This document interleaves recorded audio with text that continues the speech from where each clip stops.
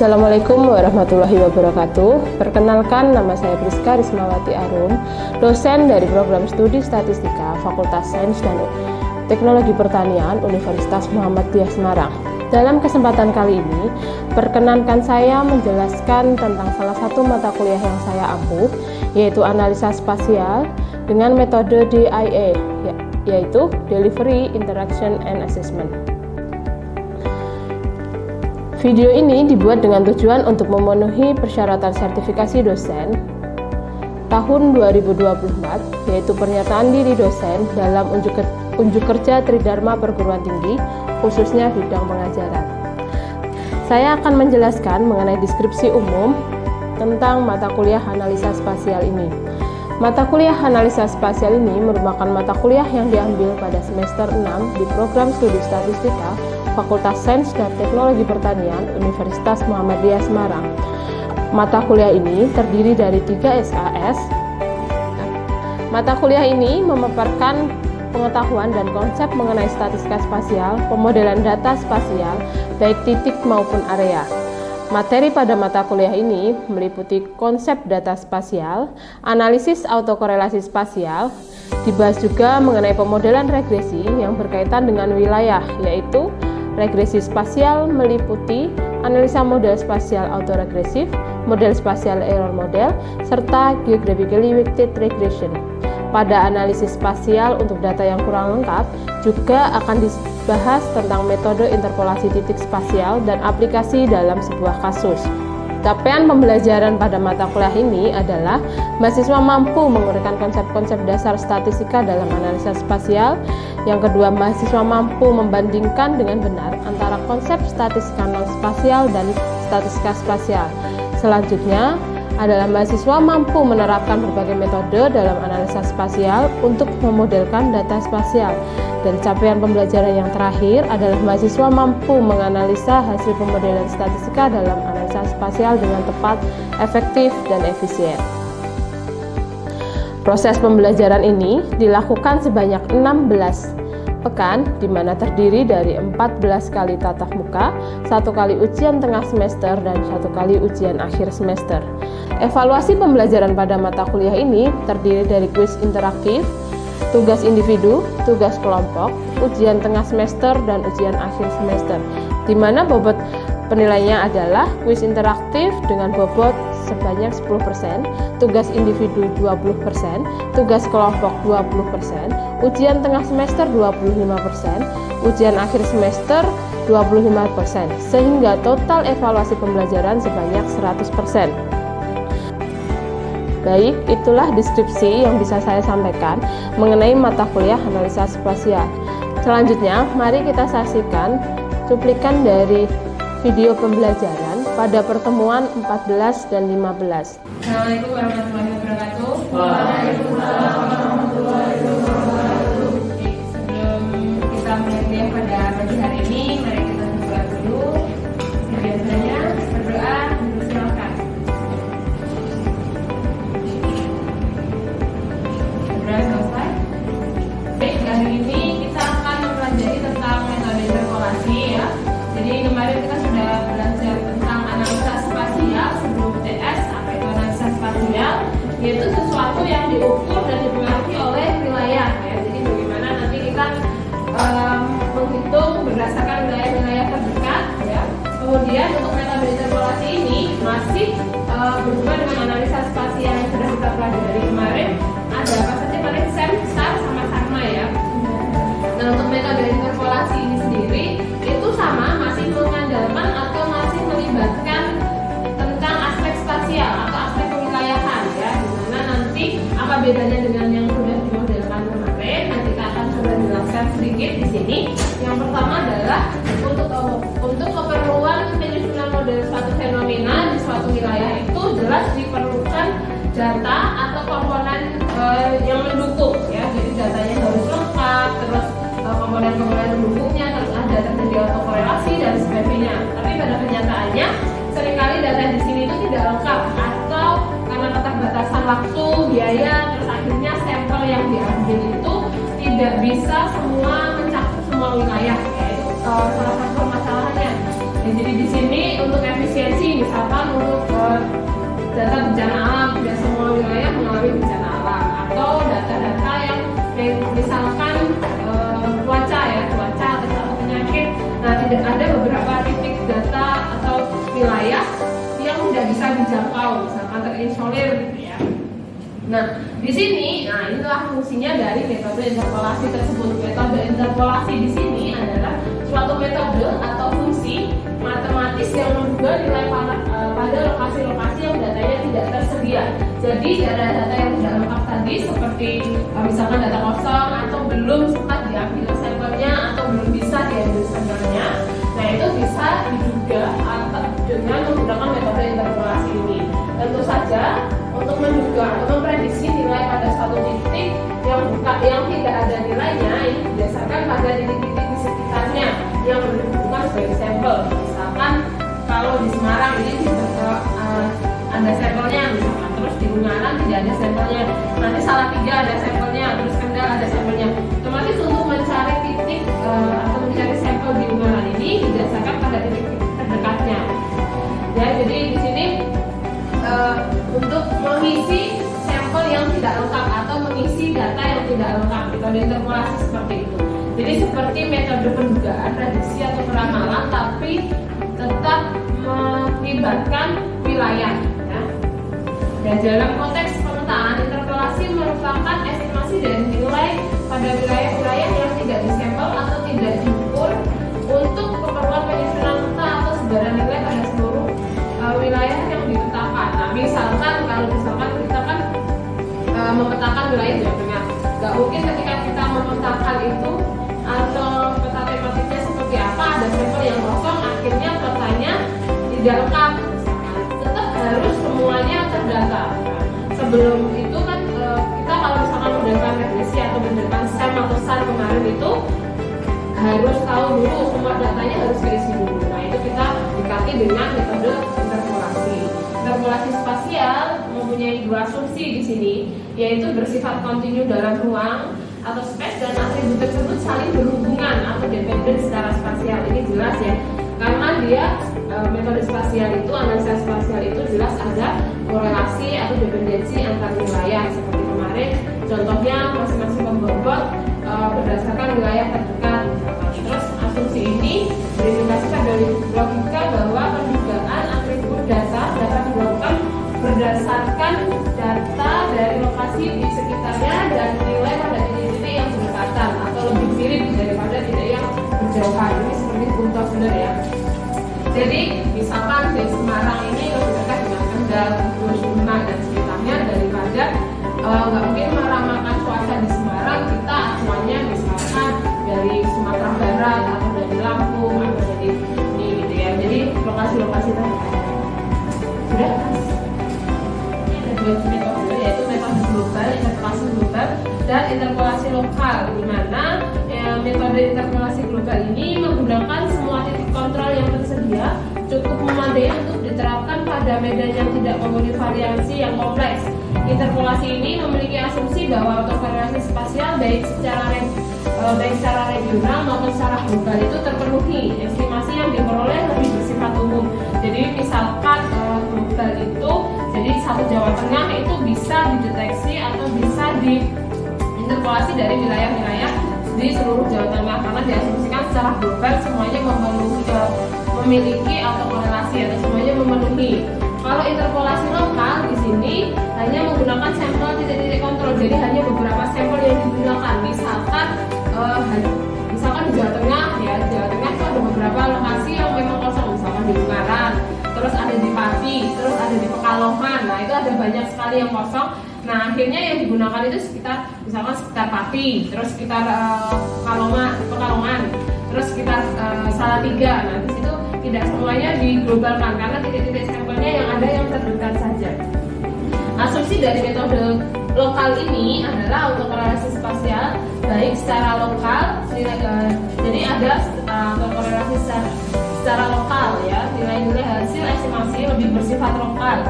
Prosedur umum untuk mengidentifikasi titik-titik akan estimasi dengan langkah-langkah ini ya. Jadi di sini digunakan masing-masing wilayah atau titik-titiknya dicari dulu, terus titik sampel dalam area penelitian diidentifikasi. Jadi sampel-sampel yang ada nilainya ini dilihat dulu mana saja yang bisa diidentifikasi, mana saja yang bisa diambil sampelnya.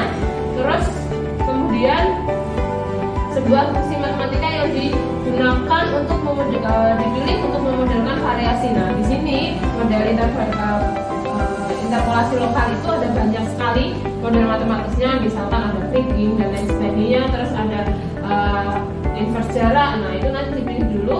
Setelah itu nilai berdasarkan metode yang sudah dipilih, nilainya yang akan diperkirakan dari sampel yang tersedia tersebut bisa didapatkan. Jadi setelah itu baru kita bisa memodelkan. Baik, tadi setelah dijelaskan tentang metode interpolasi dan kegunaannya, apakah ada yang mau ditanyakan? Ada. Ya, silakan. Siapa? Ya, Mas Abdi, silakan. Bertanya, perkenalkan saya Abdi Komunitas. Ingin bertanya apakah perbedaan dari metode interpolasi itu dengan metode analisa spasial yang lain? Ya, baik. Ya, terima kasih Mas atas pertanyaannya. Jadi seperti yang dijelaskan sedikit tadi ya, kalau perbedaannya dengan analisa spasial itu, kalau persamaannya dia pasti melibatkan wilayah, bergantung dengan wilayah. Tetapi kalau perbedaannya, kalau di analisa spasial kemarin metode-metode atau modelnya itu datanya sudah lengkap, semuanya sudah ada datanya. Tapi kalau untuk metode interpolasi sendiri ini dia lebih berfokus atau menitik beratkan untuk melengkapi data sebelum memodelkan. Jadi metode interpolasi di sini misalkan seperti tadi data-data yang kosong itu dilengkapi atau diisi dulu istilahnya. Kalau kita pakai metode biasa analisis regresi kan ada missing data. Nah, missing data di situ harus diisi dulu sebelum dimodelkan. Nah, di sini kalau interpolasi itu diisi dulu datanya, ya, data mana yang kosong, data mana yang hilang, yang tidak ada sampelnya dengan metode interpolasi ini. Ada lagi? Ya, Mbak Rum, silakan. Untuk metode interpolasi sendiri digunakan untuk kasus apa sih? Iya, baik. Kalau untuk metode interpolasi di sini itu banyaknya memang untuk klimatologi dan iklim ya. Untuk klimatologi itu banyak sekali karena di sini prediksi curah hujan misalkan. Terus ada lagi yang digunakan untuk penyakit endemi ya, penyakit endemi di sini misalkan, atau penyakit-penyakit yang menular secara wilayah misalkan. Terus ada juga bencana alam. Nah, bencana alam ini sifatnya nanti bukan untuk mendata tapi untuk memprediksi. Misalkan kalau gempa, longsor itu kan tidak semua wilayah ada. Nah, tapi tidak menutup kemungkinan terjadi gempa-gempa di luar pegunungan atau longsor di luar pegunungan itu kan ada. Nah, di situ apakah potensi bencana alamnya itu nanti juga sebesar yang di daerah pegunungan misalkan, atau misalkan kalau di laut ya, di laut itu abrasi. Nah, misalkan longsor dan lain sebagainya itu apakah bisa terjadi di daerah laut atau dan juga daerah kota, karena kan biasakan dalam 1 tahun 0 misalkan, tapi titik-titik yang lain ada beberapa 1 atau 2 gitu misalkan. Nah, itu contohnya gitu ya. Baik, untuk materinya sudah selesai ya untuk pertemuan hari ini. Nanti hari ini akan dilanjutkan tugas ya berdasarkan case methodenya. Jadi berdasarkan studi kasus yang ada di sekitar kita ya, tentang kasus apa yang tadi sudah saya sebutkan beberapa. Kemudian ini nanti untuk penugasannya secara kelompok, terus mencari kasus apa yang ada di sekitar kita yang nantinya bisa digunakan atau bisa diselesaikan dengan menggunakan metode interpolasi ini. Jadi berdasarkan studi kasus yang sudah dicari dalam kehidupan kita, nanti datanya bisa diambil data sekunder. Terus untuk kelompoknya nanti akan saya bagi ya. Kemudian untuk penugasannya nanti yang harus dilampirkan adalah datanya, terus kemudian nanti diolah sintaknya dengan menggunakan sintaknya. Kemudian ada juga nanti hasil outputnya yang nantinya akan dalam bentuk laporan dan juga nanti akan dipresentasikan oleh masing-masing kelompok, gitu ya.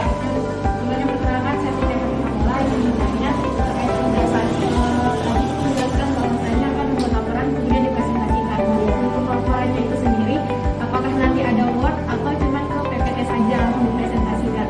Kalau untuk laporannya jelas nanti dalam bentuk Word ya. ada terus nanti ada pendahuluan kenapa kasusnya yang diambil itu, kenapa yang diangkat itu, apakah sekarang misalkan lagi kan ada gempa, misalkan kasus yang sekarang ada gempa, terus misalkan di sini di Semarang kasus DBD-nya sedang tinggi atau seperti apa, nah, maka kasusnya diangkat dari pendahuluan, terus nanti ada pustaka-pustaka atau tinjauan pustaka yang diambil untuk mendukung dan metode yang digunakan apa, karena kan metode interpolasi kan banyak ya, ada inverse jarak, terus kriging, terus metode linear tadi gitu ya, terus kemudian baru dituliskan hasil dan kesimpulan. Jadi dalam menurut nanti diringkas dalam ada PowerPoint atau PPT, kemudian nanti dipresentasikan untuk masing-masing. Ya. Jangan lupa nanti untuk sintaknya juga ditampilkan karena untuk divalidasi sintaknya seperti apa. Ya, baik jelas.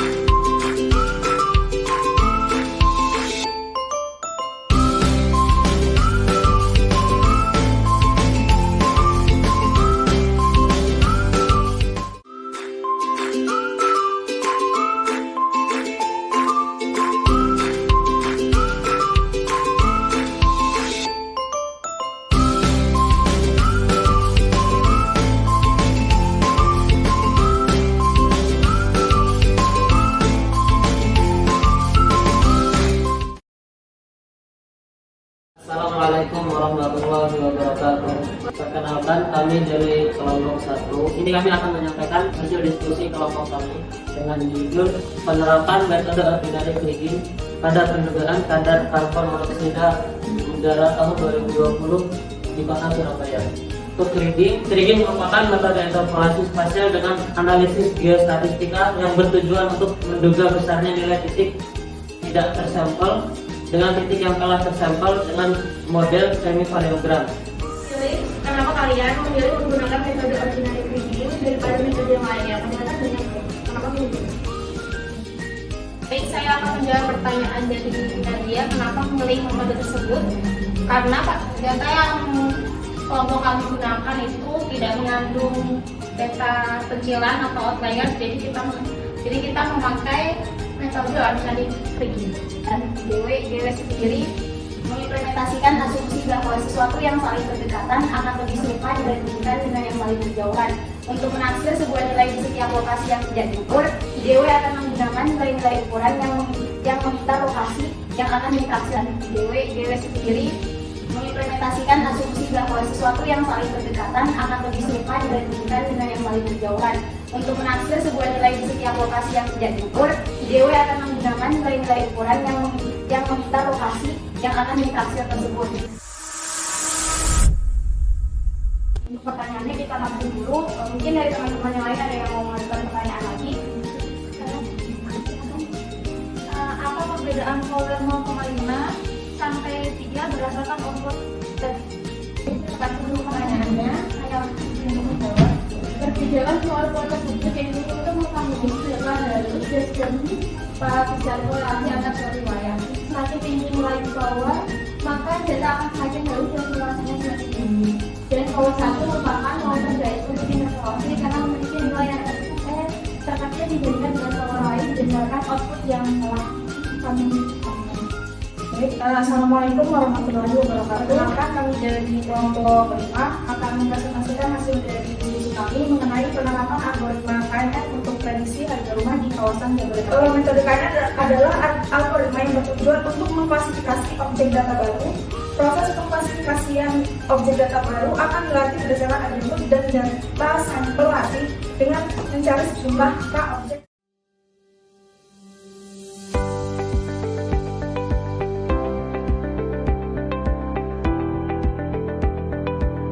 Demikian deskripsi singkat dan cuplikan proses pembelajaran dari mata kuliah analisa spasial yang saya ampu pada program studi statistika Fakultas Sains dan Teknologi Pertanian Universitas Muhammadiyah Semarang. Terima kasih. Wassalamualaikum warahmatullahi wabarakatuh.